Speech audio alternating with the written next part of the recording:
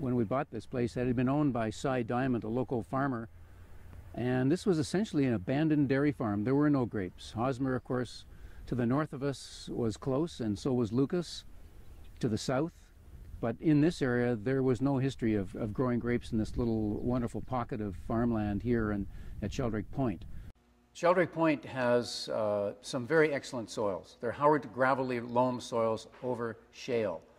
And that combination tends to give rise to very racy, medium-bodied, fresh wines. They often have a citrus lime character, a bit of slate.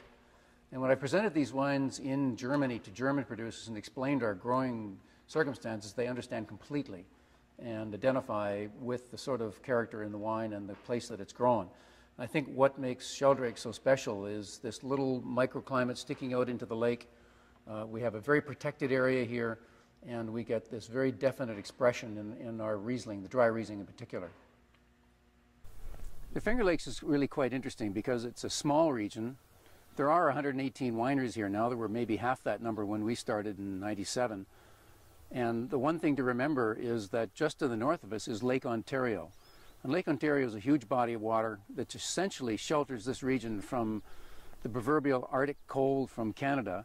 And then with the lakes, these long glaciated Finger Lakes that are very narrow but very, very deep and quite long, we have these microclimates that provide the shelter and the sustenance in the terms of the climate for vineyards to be planted on east and west facing slopes going up and north and south of these lakes.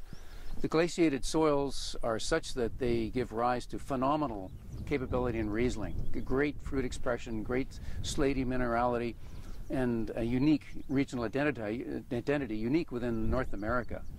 And the reason we're having such success in the market as a region is the combined ability of the region to produce the grapes with that personality, which is marked on by the Wine Spectator, by Wine Enthusiast, by Wine and Spirits magazine, and in a consistent fashion.